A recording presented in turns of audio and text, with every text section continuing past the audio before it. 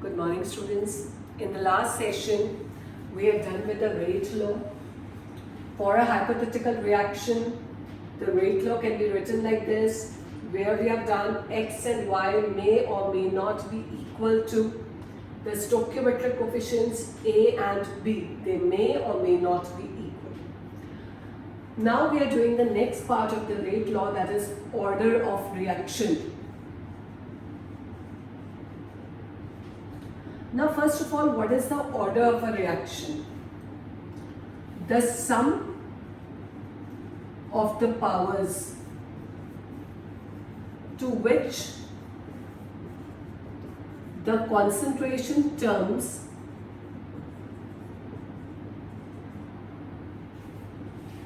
are raised in an experimentally determined rate law. In an experimentally determined rate law is called order of reaction.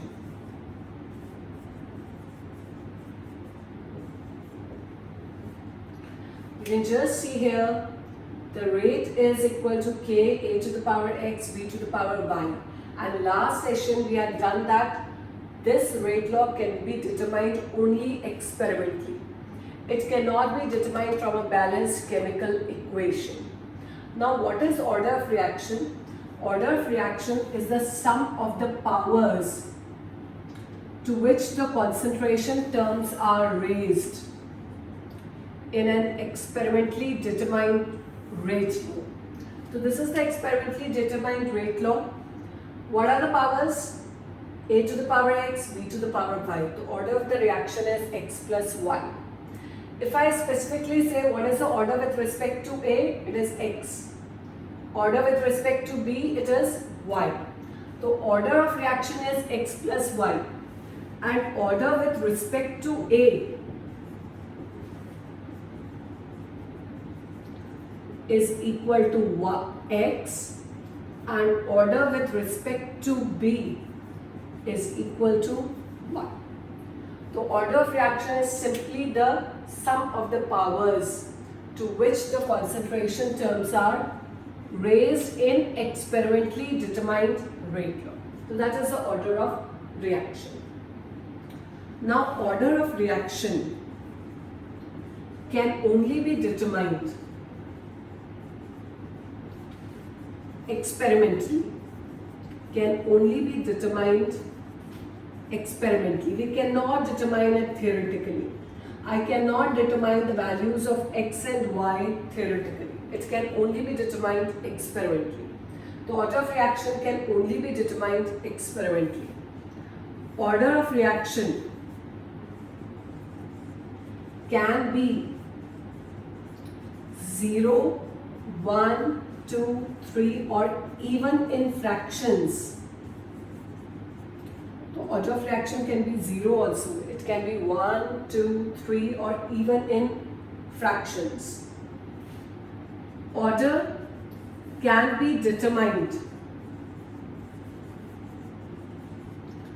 for both elementary and complex reactions.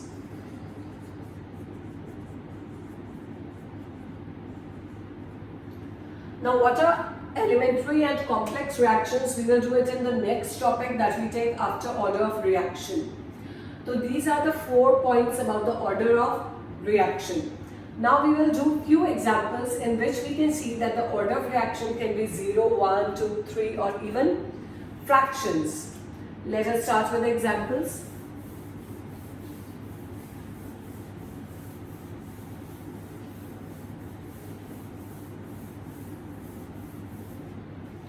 I consider the reaction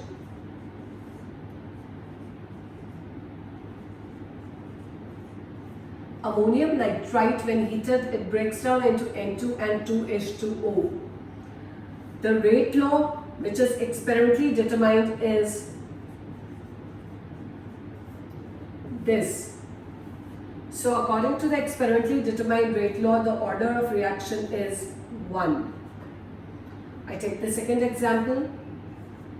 Ammonia gas, when passed over platinum at 1130 Kelvin temperature, breaks into N2 plus 3H2. The rate law, which is determined experimentally, is equal to K NH3 to the power 0. So what is the order of reaction in this case? Order of reaction is 0 because this is 0. So order of reaction in this case is 0. I take up the third example.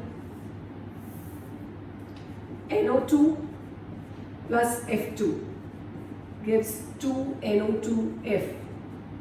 The rate law, which has been determined experimentally, is K NO2F2. So order of reaction is 1 plus 1, that is 2. And if I say the order with respect to NO2 is 1, order with respect to F2 is 1. And the overall order of the reaction is 2.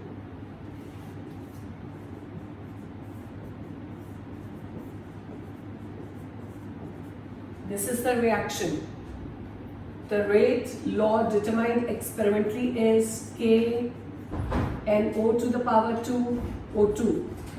So the order of reaction is 3. 2 plus 1, 3. I consider another example.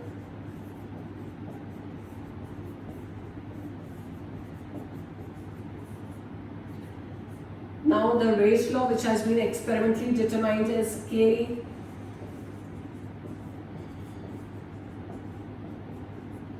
Now the order of the reaction is 1 plus half, that is 3 by 2 fractions. So we can say that order of a reaction can be 0, 1, 2, 3 or even in fractions. The rate law we have done about the order of reaction. Now we have used one term in order of reaction, and that was elementary and complex reactions. So now we come to the next topic after order of a reaction, that is elementary and complex reactions. Elementary and complex reactions.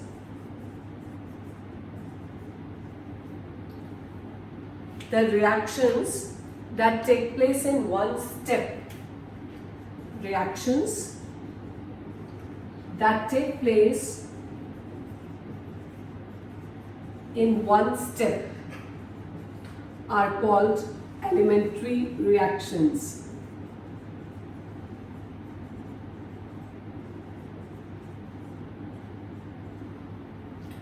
And the reactions that take place in more than one step,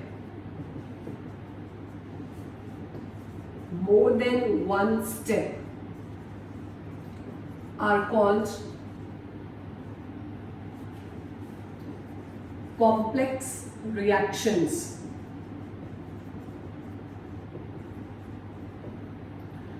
And each step of a complex reaction is called elementary step of a reaction, is called elementary step of a reaction. Each step. So again I am repeating, what is an elementary reaction? Reaction which takes place in one step. A reaction which takes place in more than one step is a complex reaction. And each step of a complex reaction is called elementary step of a reaction. Now the fact is, just by seeing any reaction, I cannot make out whether that reaction is an elementary reaction or complex reaction. That fact can only be determined experimentally, whether the given reaction is elementary or complex. Let us see with a few examples.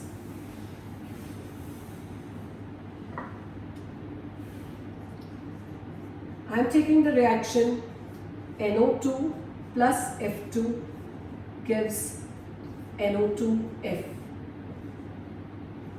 When this reaction was carried out experimentally, it was found that fluorine atoms were formed as intermediate.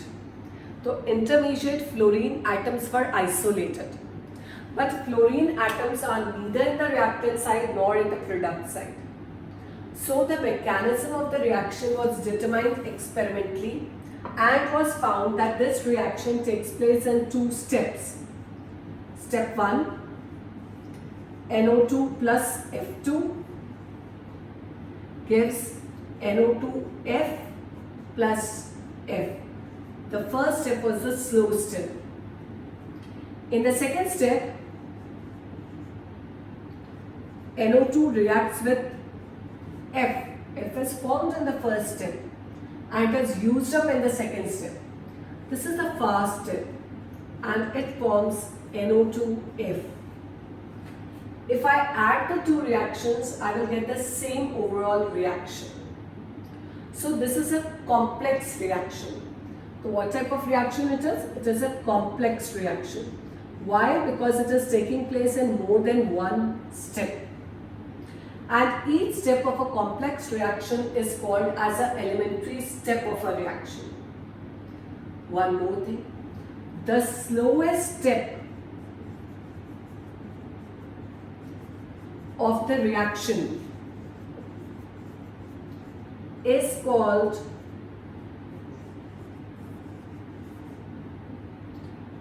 the rate determining step. That means the complete speed or rate of the reaction will depend upon the slow step. This is the slow step. And on the basis of the slow step, we can write the rate law. That means if we know the mechanism of the reaction and I know which is the slow step, we can write the rate law. So what is the rate law according to it? Rate is equal to K, the reactant is NO2, F2. Now you can just see NO2's stoichiometric coefficient is 1. So I will keep it as 1 because in the slow step, 1 mole of NO2. F2, 1 mole, so I have kept it 1.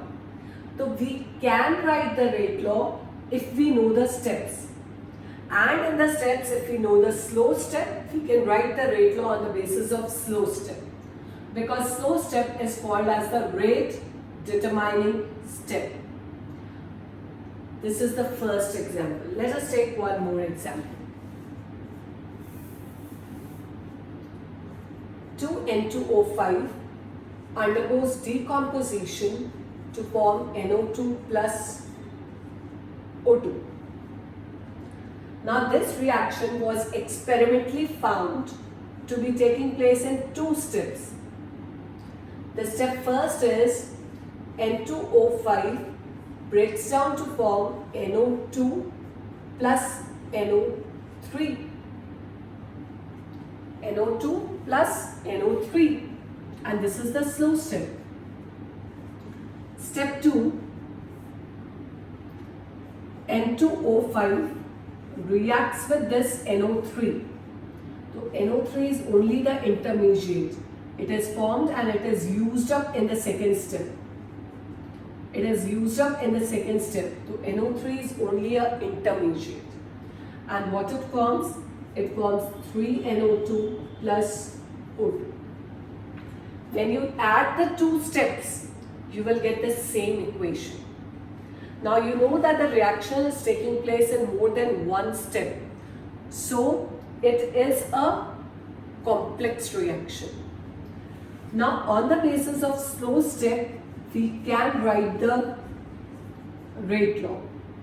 So rate will be equal to K N2O5. So the order of reaction is 1. Why? Because in the slow step you can see the stoichiometric coefficient of N2O5 is 1. So N2O5 to the power 1. So if we know the steps of a reaction, we can write the rate law on the basis of the slow step.